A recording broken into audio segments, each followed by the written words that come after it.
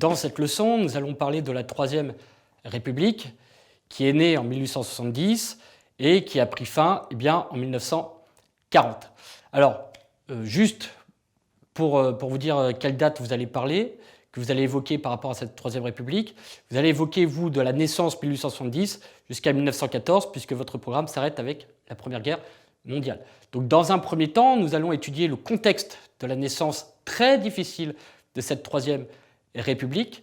Nous allons ensuite lier cette difficulté de la naissance avec la diffusion de valeurs et symboles pour construire une culture républicaine, avec notamment un personnage emblématique, Jules Ferry. Et ensuite, nous verrons qu'avec la diffusion de cette culture, cela n'a pas empêché, malgré tout, de très fortes tensions dans cette Troisième République, qui aurait pu y mettre fin, d'ailleurs, avec l'affaire Dreyfus et la séparation de l'Église et de l'État en 1905. Mais tout d'abord, commençons par le contexte de la naissance de la Troisième République. On est en 1870, la France vient de perdre contre la Prusse, et c'est ce qui a mis fin au Second Empire de Louis-Napoléon Bonaparte, donc de l'empereur Louis-Napoléon Bonaparte. La France connaît d'énormes difficultés face à la Prusse, la France annexe certains territoires, comme l'Alsace et la Lorraine, elle perd des territoires, et puis elle doit faire face avec la Prusse, dont les Prussiens se trouvent à Paris. Donc la question est de savoir si on fait la paix ou si on ne fait pas la paix. Le gouvernement français décide de faire la paix, ce qui va mécontenter les ouvriers à Paris, qui vont former une commune révolutionnaire qui conteste la position du gouvernement. C'est ce qu'on appelait la commune. Donc il va y avoir la construction de barricades et ça va être un moment extrêmement sanglant avec de très nombreux morts et de très nombreux blessés. Donc cette Troisième République, elle naît dans une difficulté extrêmement importante.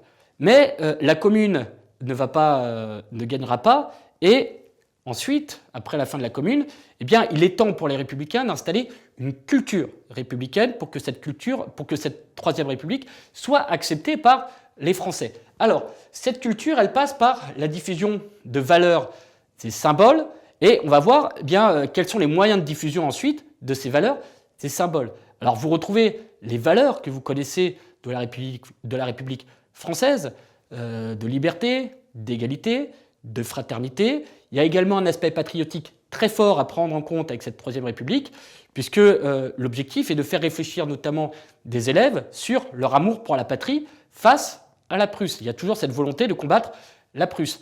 Et ces symboles sont ensuite le drapeau français, la devise de la République française, que j'ai citée tout à l'heure, et on retrouve les différentes valeurs, et le chant de la Marseillaise, par exemple. Mais il faut que les républicains trouvent des moyens pour diffuser toutes ces valeurs et symboles, pour construire la Troisième République.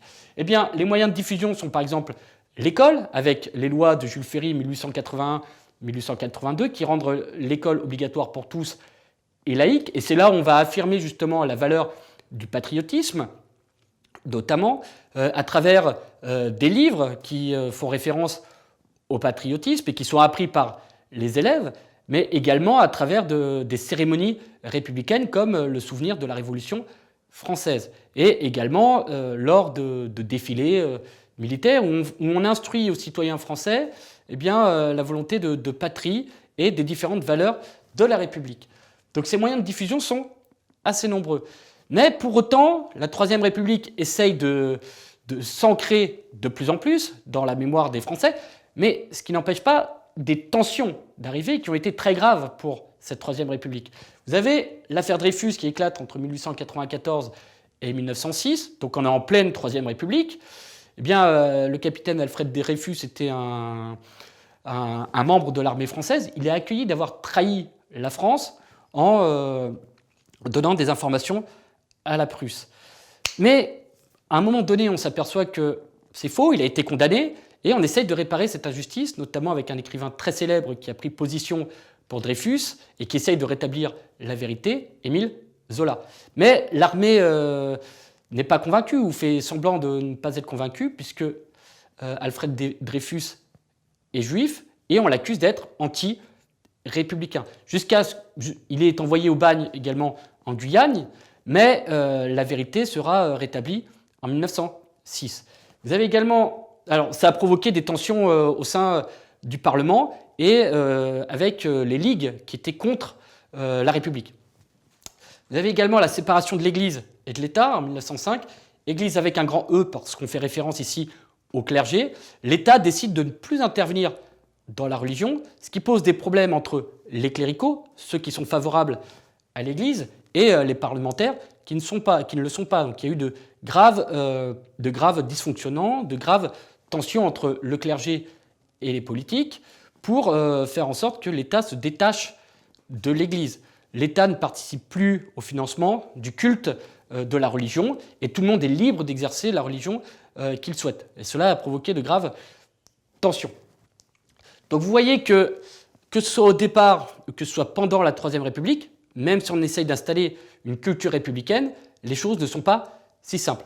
Mais la Troisième République se terminera en 1940, donc elle a duré extrêmement longtemps. Elle se termine avec le début de la Seconde Guerre mondiale.